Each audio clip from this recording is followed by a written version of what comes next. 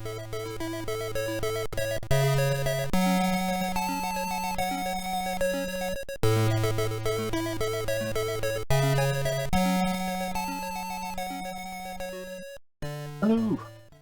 Welcome back everybody to Champions of Krynn, the Strategic Simulations Inc. computer role-playing game back in the mists of time. We created our adventuring party last time, only one of whom has any equipment whatsoever, but we're going to begin adventuring now, and let's see where this adventure takes us. At the Inn of the Last Home in Solace, a brave band gathers in preparation for a grim journey. The lands reconquered from the dragon armies are to be scoured, the last vestiges of evil. Joining you on the trip is an older Knight of the Rose. He is introduced as Sir Carl Guardson. His mission is to evaluate the outposts for the Council of Knights. Once the company is organised, you begin the journey to the outpost. The party travels through Salamnia and arrives near Throtle. You are escorted to see the Commandant. Sir Carl greets you at the office. The Commandant and I are discussing some important issues. Your first mission is to patrol Throtle and report any suspicious activities immediately. Sir Carl continues and you record it in Journal Entry 51. Now this metagame step here of referring you to a journal entry is a technique used to limit the amount of memory that a computer game has to use. And so Champions of Krynn and the other games in the setting as well put a lot of text into quite thick user manuals, if you like. And all of the journal entries and other secret entries are written in text in the books and numbered. And then they randomize the order in which you read the journal entries to try and prevent you from kind of spoiling the game for yourself by reading ahead in the order of decisions made. I'll record a bit of journal entry 51. It's not very long. The worst monsters our scouts have reported anywhere in the area are hobgoblins. Draconians and evil dragons have long since abandoned this area to our forces. Still, be a little wary on your way to Throtle. Also, be sure to report back here immediately if anything unusual or dangerous occurs. This outpost depends on information brought back by patrols such as yours. Good luck, and may Paladine watch over you. So, also buy and ready equipment from the armory. Memorize spells before going out. I will. Where do you wish to go? Well, first port of call, I think, is the armory. So here you see the instructions along the bottom. They're not always self-explained. You'll have to read the manual, unfortunately, to get an idea. But just in order, buy allows you to buy equipment. View allows you to view your characters. Pool pulls your character's money into a central pot, whereupon you can buy all the equipment you want, but then you have to distribute the equipment to the appropriate player. Appraise is if you found any jewellery or gems and you want the shop owner to have a look at how much that might be worth. So the first things we're going to do is to pool the money, and you can now see that characters can take a certain amount from the money, or we can share it out. To start with, I'm just going to leave it as it is, and we'll start with Sir Storm at the top. Now, Sir Storm has already plate mail, a shield, and a sword. If we go to what the shop is selling here, you can see that we can buy a number of different things. Of course, we don't need the armour. Here, the most expensive thing is ring mail type of armour, which is thick leather with rings of metal sewn onto it to help prevent cutting weapons from penetrating the leather. We don't need the armour or the shield. Darts are the kind of long, I guess, Roman soldier style darts, not the darts you get at Lakeside. the championships.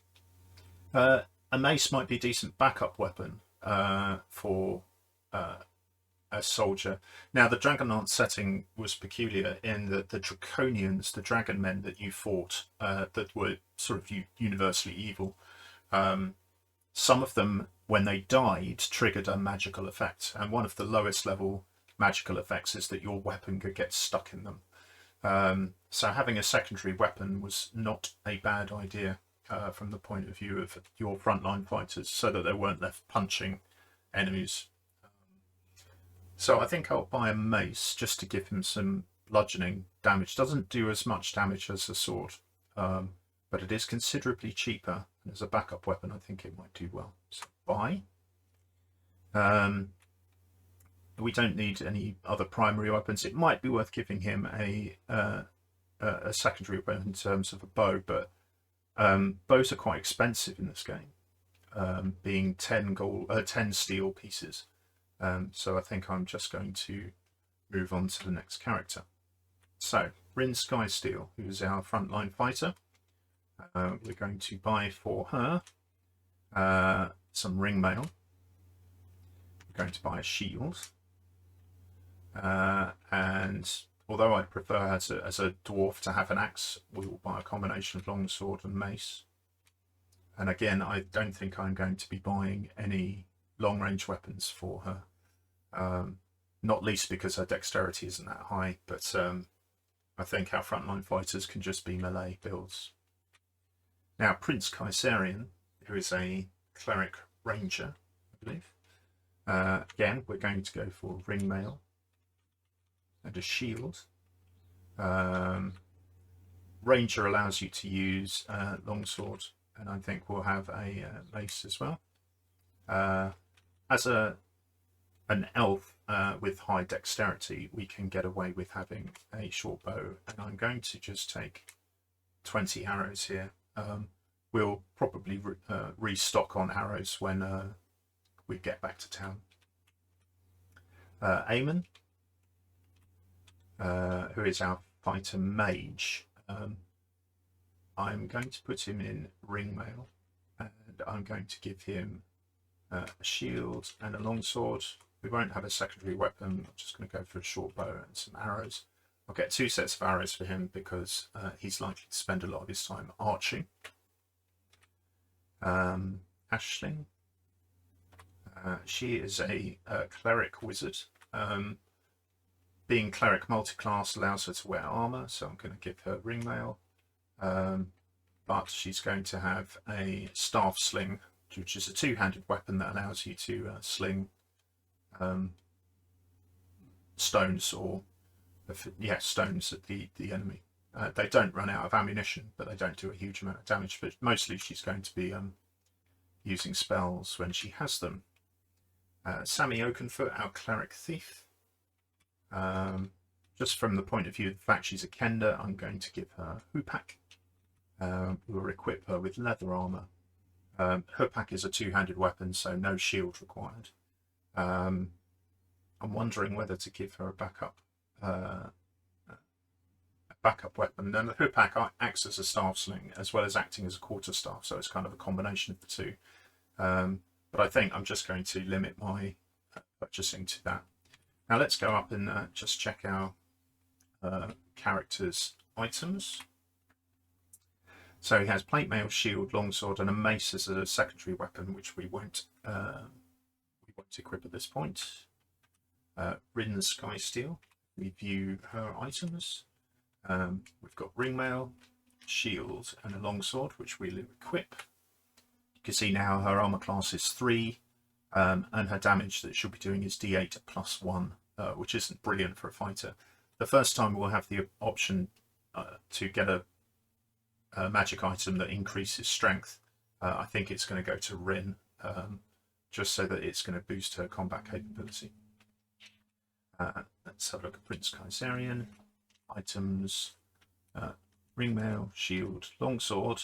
We equip the arrows ready. That means that they're ready. That's the ammunition he'll be using if he uses his bow, but we won't equip anything else so that he can be equipped as a melee fighter.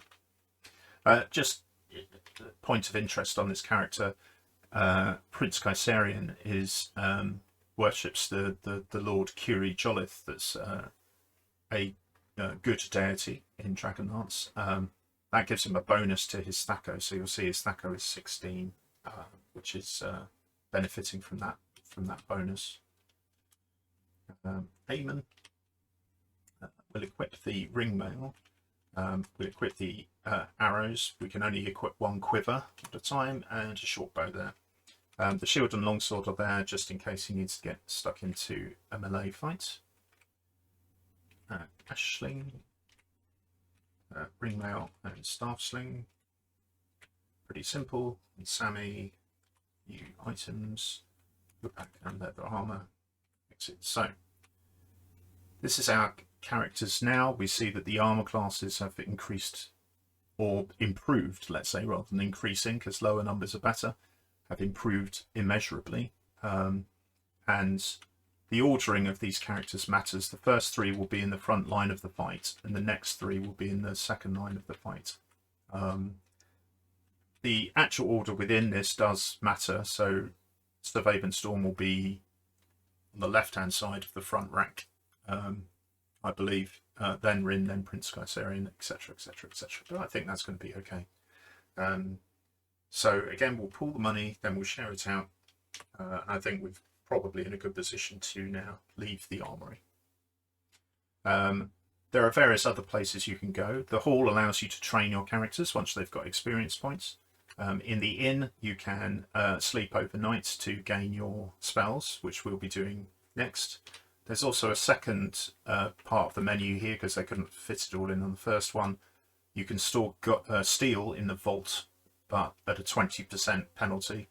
And you can go to the temple to buy cures and remove curses, and you can go to the bar to pick up rumours, which all costs a bit of money, so I'm not inclined to be doing that. So let's go to the inn and sort out our magic as Sir Guardson recommended. So we build our campfire in the middle of the inn.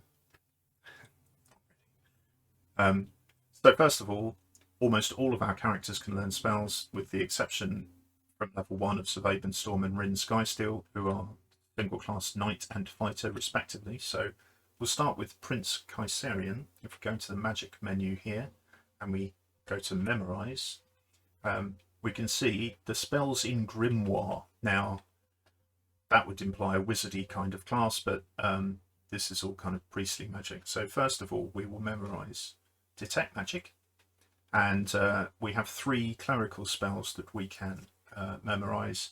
I'm going to be doing mostly curative spells, but we will take a bless on there as well.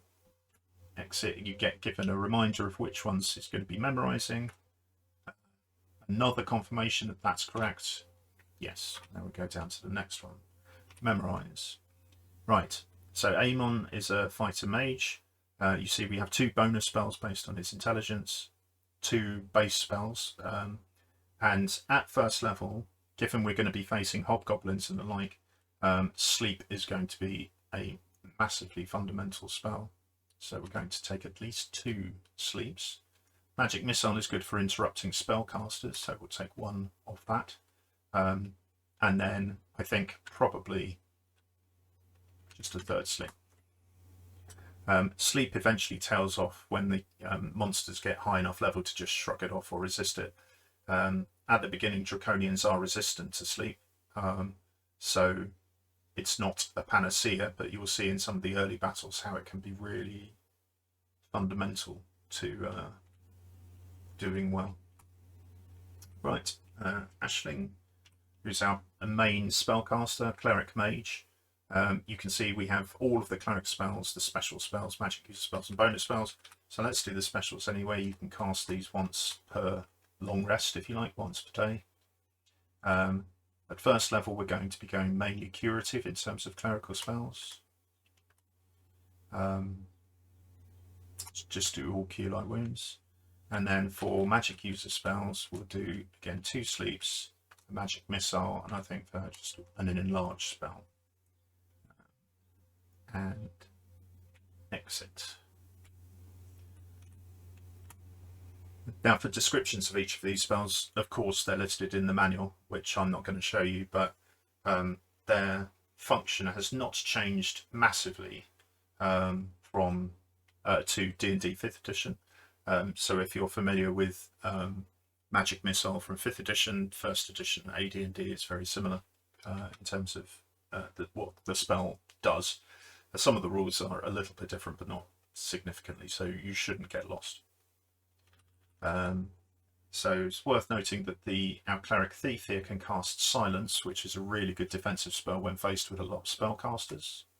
And we can pick up a couple of Cure Light Wounds and I think Protection from Evil, which gives you a bonus to armor class when fighting certain monsters. Exit, memorize spells. Yes, now, once I've given the game a list of spells that I want to memorize, I can then go to the resting menu, and it tells me how long I need to rest in order for my characters to memorize those spells. I can add or subtract time to this, but this is the kind of the minimum amount of time. So I'm just going to press rest. And of course it zips through telling me that all of my characters have now memorized the appropriate spells. Once we've done that, it's 06:45 in the morning. I think that's probably a good time to be leaving the town and heading out.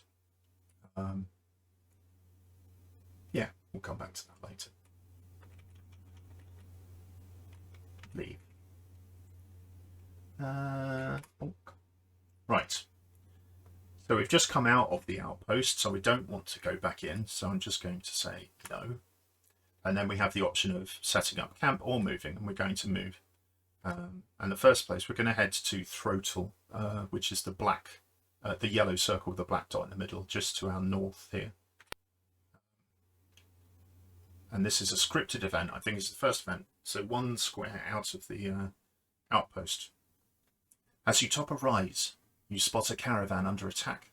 Draconians have already massacred the men and are now slaughtering the women and children. They pause when they see you, then rush to attack. Okay, so quite an alarming image here of a Draconian rising up behind a woman clutching a babe in arms, and the sword-wielding maniac who is clearly evil with the capital E. We are going to step in and start a battle. Welcome to the battle screen. So, here we have, if we do a manual aim, I can scroll around the screen. We can see this is the battlefield, and we can see our opponents are up here. We have 4 Draconians. Now these are kind of the lowest level Draconians. We'll probably target them a little bit later on, but we have to decide where we're going to meet them. So they're probably going to make a beeline for us. We can use some of these trees, which are terrain blocking line of sight, as well as blocking people moving. And they're fully blocking, so none of my characters could move into this square here at the top of the tree, even though notionally it could be behind it. That's just not the style of game it is. So what we could do is move our characters up to along this line here and use these 2 trees as just sort of terrain blocking. So if we go into the menu and go move, we can see this character, Vabenstorm, has 6 movement points left. It's all orthogonal movement. The game doesn't recognise diagonal movement, I don't believe. Oh, it does. There we go. So I'm just using the number keys to set my characters up. And he's going to take the point on the left-hand side there.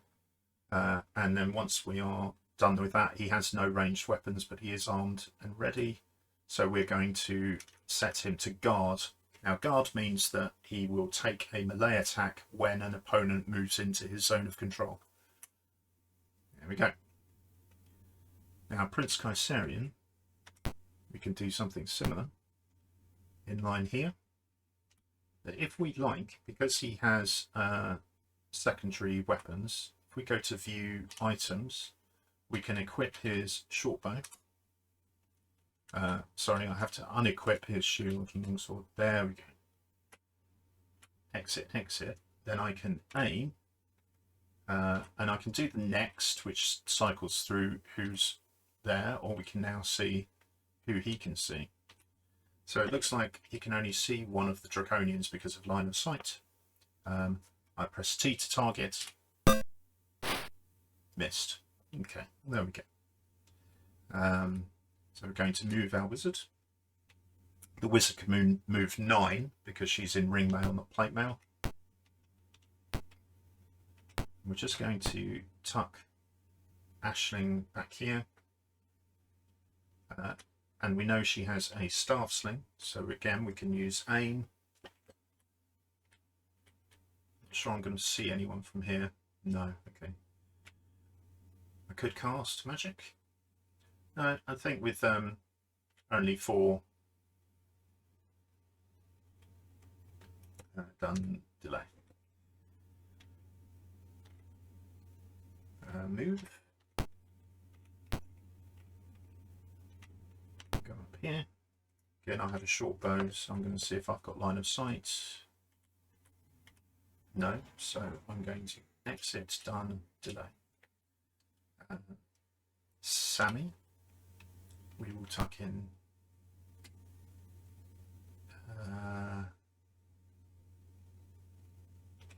here, maybe. Done. No. So we'll do done delay as well. Here come the Draconians.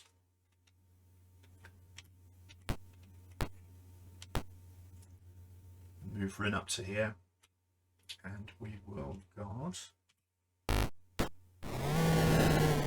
Now you see that he moved into Sir Storm's zone of control there, and got whacked for his impudence. See if I've got line of sight with any of these. Ah, there's one sneaking around the side. Let's target him. Okay, I hit him for some damage. Aim. Next, next, next. Target.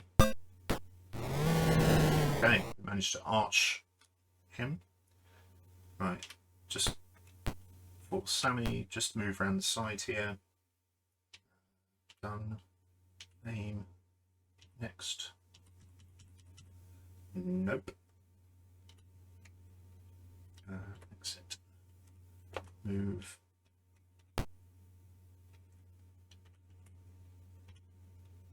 Okay, I can target them now from there, so I'm just going to 2 damage, not bad. Now with Eamon, move, done, and then we'll aim. See, it's a strict line of sight here. I can't see that one hiding behind the tree, but I can see that one.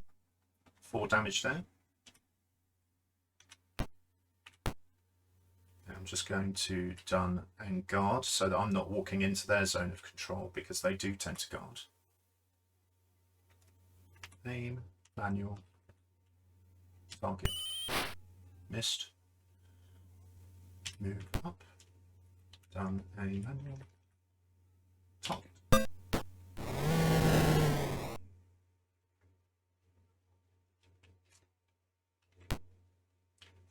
Now, can I do diagonal targeting? Let's have a look. Aim, manual, target. Ooh. Okay.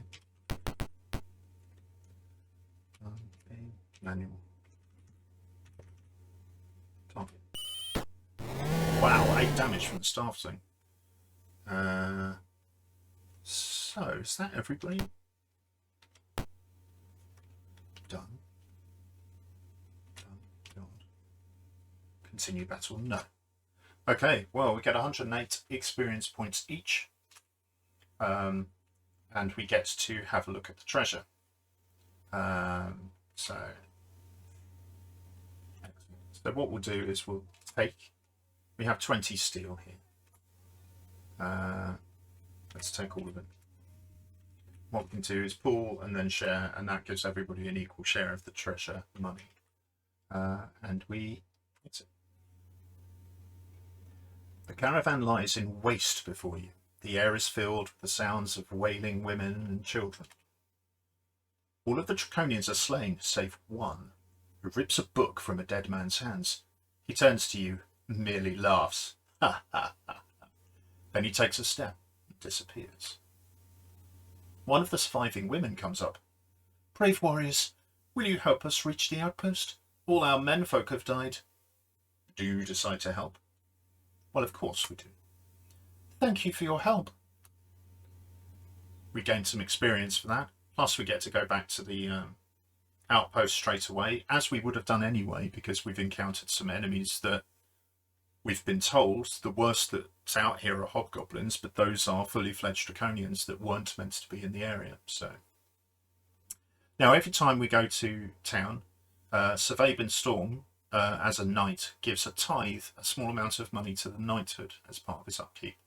What we could do is, of course, give all of the money to one of the others. I don't know whether it takes from the party pool or whether if you just leave Sir Vaben Storm with no money whatsoever, whether that's going to be a problem. But ultimately, it's just taxation, a topic which is seldom covered in D&D, but we ought to get to that because I have an idea for my Dungeons and Dragons setting which involves landed gentry, like adventurers, who have magic items needing to give a tithe to, not a tithe necessarily, but need to give tax to their lord, or either in magic weapons, magic items, or in an amount of money as compensation for not giving any magic items.